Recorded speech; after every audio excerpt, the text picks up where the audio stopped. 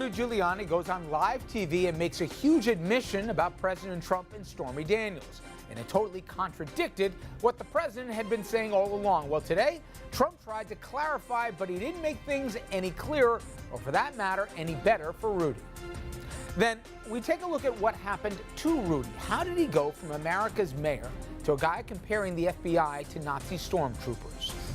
Also, our investigative report with our partners at the Journal News, sober houses. They're supposed to help people deal with addiction, but some of them are facing some major problems of their own. We will take a closer look. Good evening and welcome to RFL. I'm Richard French. We'll get into those stories and more this hour. Thank you for joining us. We begin tonight, though, with Rudy's rocky start as part of President Trump's legal team. Now, he made a splash by completely contradicting the president about the Stormy Daniels payment. If you missed it, here it is. $130,000, I mean, which is going to turn out to be perfectly legal. That money was not campaign money. Sorry, I'm giving you a fact now that you don't know. It's not campaign money. No campaign finance violation. So they funneled it through the law firm. Funneled through the law firm, and the president repaid it. Oh, I didn't know he did. Yeah. There's no campaign finance law. Zero. That O by Sean Hannity spoke volumes. Now, this morning, the president commented on Rudy. Here it is. I'll tell you what, Rudy is a great guy, but he just started a day ago. But he really has his heart into it. He's working hard. He's learning the subject matter.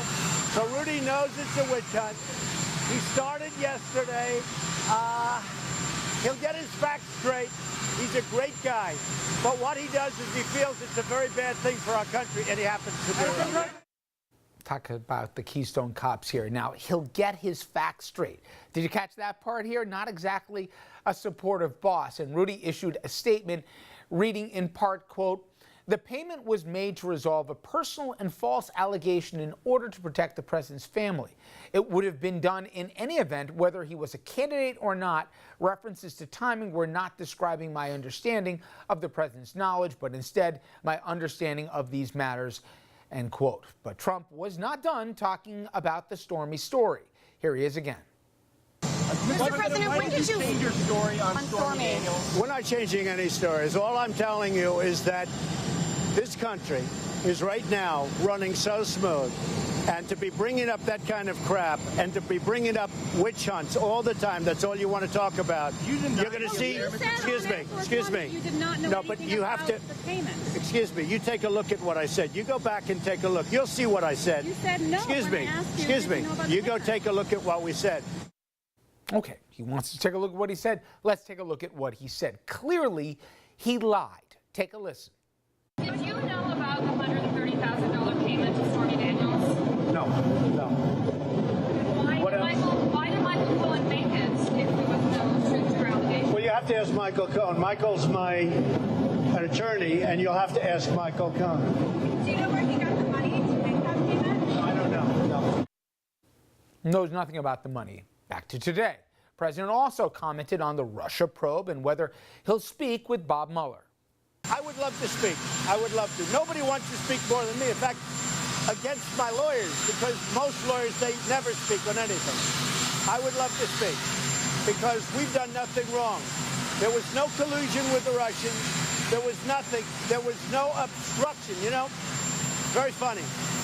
If you fight back because you people say something wrong or they something wrong or they leak, which they've been doing, if you fight back, they say, oh, that's obstruction of justice. Somebody says something wrong, you fight back, they say that's obstruction of justice. It's nonsense. Not exactly. Mueller, he could also compel the president to testify before a grand jury. Giuliani says there's a 50-50 chance the president of the United States will be subpoenaed and told to testify. That is, if you take Rudy's word for anything. Now, former federal prosecutor Jason Halpern, he joins us to help to sort this out here. You know, the Washington Post did something. They counted, there's been 3,000 lies the president is told in less than a year and a half on the job. So you don't know where the truth starts and ends, but we do know this. Rudy made a bad situation worse this week, didn't he? There's no question about it. Thanks for having me back, Richard. Please. The only thing that stayed the same about this story is that the story constantly changes. And as a trial attorney, what you seize on in a witness's testimony are inconsistencies, because that is the hallmark of a lack of credibility. And so what do you think, and what do your viewers think, is the reaction of my former colleagues in the U.S. Attorney's Office who are handling the Michael Cohen investigation along with the FBI, when they hear these conflicting statements constantly coming out of either the president's mouth himself or his agents and his spokespeople's mouths, whether it's Giuliani or Sarah Huckabee Sanders? When a person is telling the truth, their story is fundamentally consistent. And I know this from 11 years as a federal prosecutor and interviewing hundreds of witnesses. When a person is telling the same essential narrative, their story is fundamentally the same. There may be slight distinctions in how they tell the story on each retelling of the story, but fundamentally it's the same. And as a reminder, I mean, it wasn't that long ago where we were putting two buckets, the obstruction and the collusion bucket. All of a sudden, you got Stormy Daniels, a porn star, and Benedetti, an attorney who likes the camera. They come out, and most of us thought, oh, this is a sidebar. Will she or won't she tell her story on 60 Minutes? But as we sit here today, think about what that has wrought. 130 grand the president says he knew nothing about. Then the president inexplicably manages to thread an impossible needle of screwing himself, his case, and his attorney. Cohen is my attorney, but he's not really an attorney. But yeah, he did represent me. Oh, and by the way, that 130 grand, yeah, that's on him. Then he manages to have the Inquirer do a story. And let's be clear. Mr. Pecker owns the Inquirer, has bought stories, as we know, that never ran, that were damaging to the reputation of Trump, and he has run stories that have been damaging to opponents of Trump. He just assaulted the reputation of Cohen. So now you're Michael Cohen here. Your ex-boss managed to hose you as you're about to go that afternoon into federal court. Are you an attorney? Are you not? Do you have attorney-client privilege? Do you not? Now all of a sudden, all the stuff they rated you on, your arguments you've made have gone out the window. And as you're dealing with all this an uncertain legal future, your old boss that you said you'd take a bullet for is going out of his way to tarnish whatever reputation you have left. Do you think he's already flipped, or do you think it's a matter of time before Cohen says, I'm not going down with this ship? Hard to say. Great question. That is certainly the conversation that's going on right now between Michael Cohen, his attorneys, and the prosecutors. Not a good idea as we sit here on the sidelines observing this. Not a good idea for the president and or his people and or his allies with the National Enquirer to be kicking Michael Cohen. Why would they do that? Don't have a good explanation for you.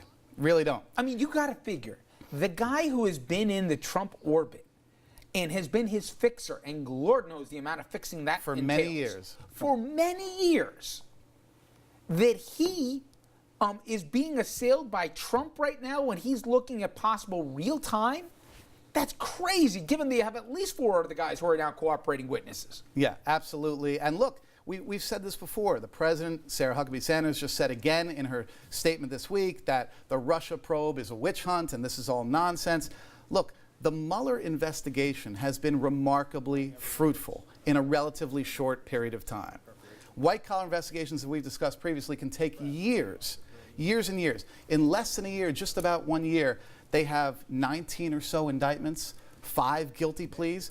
That's a remarkably productive investigation. So for anyone to say there's nothing there is just completely false. While all this craziness went on, and Rudy Giuliani, who should have known better, I mean, this is the other part. I imagine your former federal prosecutor buddies are sitting up jaw-slacked because they didn't even have a messaging meeting. Nobody got on the same page. The same page, the same day, the Ty Cobb comes out and says, yeah, there might be a meeting. He's out the door. Emmett Flood, who we'll talk about in a second, comes in. Rudy goes on TV and does his damnedest to put his client, or to put at least his boss, in a box. So now, you're Emmett Flood. He's a real person. Worked on Whitewater, worked on a bunch of high-profile cases. At this point, can you put the genie back in the bottle here? Very difficult. At the end of the day, you are, as an attorney, you are at the mercy of the client. And you can advise the client to stay quiet as much as possible, particularly when this client is the President of the United States, the most powerful person on earth, and is speaking constantly at various press forums and speeches and events And don't forget the Twitter in the middle of the night. Correct. And obviously it's been difficult for the staff to control the Twitter. It's very hard to see how Emmett Flood, even though he's a total pro, is going to be able to bring normalcy and order to this situation. Now, we're told, and you can speak to this, that some attorneys will take two tracks. There is obviously the legal track and how they're going to basically present the case in the court, and then there is the PR front, which they're going to try and create a narrative in the public. By all accounts, Emmett Flood says no, there's not two tracks. There's one track, and it's only focused on the legal case we're going to lay out.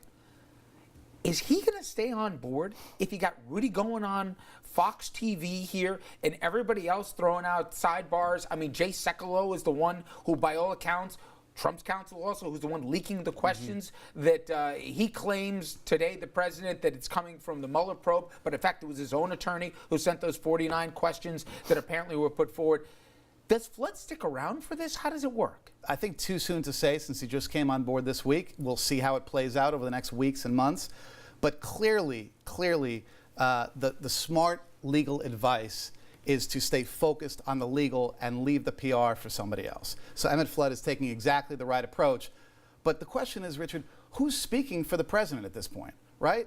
As the clip package you showed at the top of the show demonstrates quite clearly, you have such a flip-flopping in the storyline narrative that your viewers would be forgiven if they all have a case of whiplash. There was different stages of reporting. NBC, I think, got a little out ahead here that phone calls between Michael Cohen and reportedly the president, there were wiretaps. There weren't wiretaps, but there was what's called a pen register. Correct. Can you explain what that is and also why that would have been in place and what they may have learned as a consequence? Sure.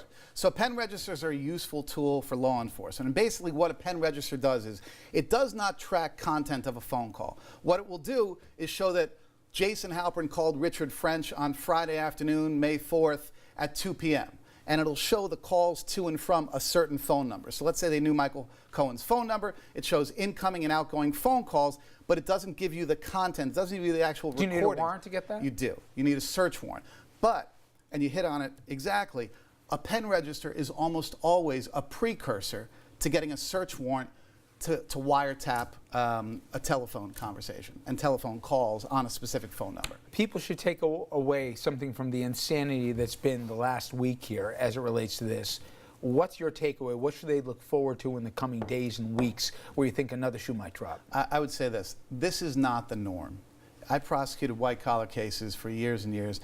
This is not the norm where the storyline of your key witnesses is changing so quickly and so dramatically back and forth.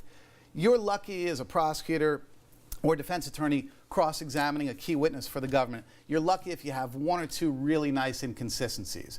But having a storyline... It's almost too much. It's almost too much. Does Trump get subpoenaed? Quite possibly. We'll see what happens. I think clearly there's going to be heavy negotiations. That, again, cuts from the legal to the political, right? Yep. There are all sorts of back-channel conversations, so stay tuned. It's the best way to leave it. Thank you so much. Thank you. All right, coming up next, everybody. We mentioned Rudy Giuliani at length here. I don't have to remind you viewers how he was America's mayor after the tragedy of 9/11. Now, he is holding water for President Trump, and he's being thrown under the bus by that same president. So how did Rudy make such a sharp right-hand turn? Dominic and I will discuss that after this.